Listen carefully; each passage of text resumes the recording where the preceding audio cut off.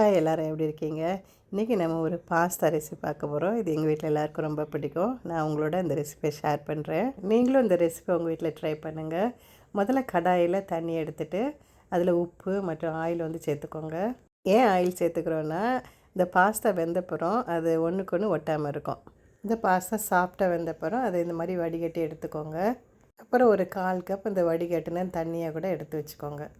ஒரு கடாயில் olive oil ஊற்றிட்டு அதில் இந்த மின்ஸ்டு கார்லிக் போட்டு நல்ல வாசம் வர வதக்கணும். ஒரு நிமிஷம் இந்த கார்லிக்கை வதக்கிக்கோங்க. வதக்கின பிறகு நான் சிக்கன் சாசேஜ் ஆட் பண்ணுறேன். இந்த மாதிரி கட் பண்ணிவிட்டு ஆட் பண்ணிக்கிறேன்.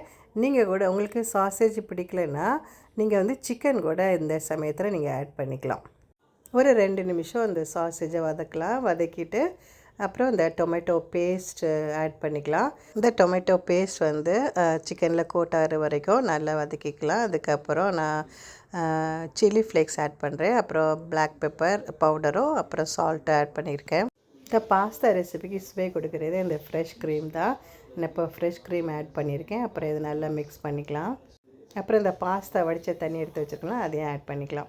ஏன் நம்ம இந்த பாஸ்தா குக் பண்ண வாட்டரை ஆட் பண்ணுறோன்னா, அந்த தண்ணியில் ஸ்டார்ச் இருக்கிறதுனால அந்த சாஸை ஸ்மூத்தாகவும் அந்த க்ரீமியாகவும் வைக்க உதவி செய்யும். அப்புறம் பைண்டிங் ஏஜெண்ட்டாகவும் அது செயல்படுது. அது அந்த சாஸேஜில் அந்த சாஸ் நல்லா ஒட்டிக்கிறதுக்கு ஹெல்ப் பண்ணுது. இப்போ நம்ம வெந்த பாஸ்தாவை உள்ளே போட்டு நல்லா மிக்ஸ் பண்ணிக்கணும். அந்த பாஸ்தாவில் அந்த சாஸ் நல்லா மிக்ஸ் ஆகிற வரைக்கும் நல்லா மிக்ஸ் பண்ணிகிட்டே இருங்க. ஒரு நிமிஷமாவது மிக்ஸ் பண்ணுங்கள். கடைசி நம்ம பார்மேசன் சீஸ் ஆட் பண்ண போகிறோம். நம்ம பாஸ்தாவுக்கு நல்ல சுவை கொடுக்கறதே இந்த சீஸ் தான். இந்த சீஸ் இந்த பவுடர் ஃபார்மில் கிடைக்கும். இதை வாங்கி நீங்கள் பயன்படுத்துங்க. இப்போ எல்லாத்தையும் நல்லா கிண்டி எடுத்துக்கலாம். கண்டிப்பாக உங்கள் ஃபேமிலியில் எல்லாேருக்கும் இந்த ரெசிபி பிடிக்கும். கண்டிப்பாக ட்ரை பண்ணுங்க. ட்ரை பண்ணி பார்த்துட்டு எப்படி இருந்துட்டு எனக்கு சொல்லுங்கள், கமெண்ட் பண்ணுங்கள்.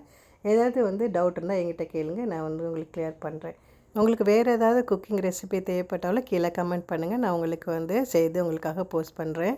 என்னோடய பிள்ளை சாப்பிடவே மாட்டேங்கிறான்னு ஃபீல் பண்ணுறீங்களா? இது கண்டிப்பாக உங்கள் பிள்ளைங்களுக்கு பிடிக்கும். கண்டிப்பாக இதை செஞ்சு உங்கள் பிள்ளைங்களுக்கு கொடுத்து ஃபேமிலியோடு என்ஜாய் பண்ணுங்கள். உங்கள்ட்ட பாஸ்தாக்கு நல்ல மனம் கொடுக்குறது இந்த மிக்சட் ஹர்பு. அது ஒரு 1/4 டீஸ்பூன் ஆட் பண்ண மறந்துடாதுங்க. நீங்கள் இது சில்லி ஃப்ளேக்ஸ் ஆட் பண்ணுவீங்களா, அதோடு சேர்த்து இந்த மிக்சட் ஹர்பையும் ஆட் பண்ணிக்கோங்க. உங்கள் பிள்ளைங்களோட பர்த்டே பார்ட்டிக்கு பர்த்டே டேபிளில் வைக்கிறதுக்கு இந்த ஃபுட்டை நீங்கள் சூஸ் பண்ணலாம். ரொம்ப பார்க்குறதுக்கு ரொம்ப அழகாக இருக்கும். பிள்ளைங்களும் விரும்பி சாப்பிடுவாங்க. உங்களுக்கு இந்த வீடியோ பிடிச்சிருக்கோம் நம்புகிறேன். கண்டிப்பாக இந்த ரெசிபியை வீட்டில் ட்ரை பண்ணுங்கள். நல்ல ஒரு ஈஸியான சுவையான இன்னொரு ரெசிபியோடு உங்களை சந்திக்கிறேன்.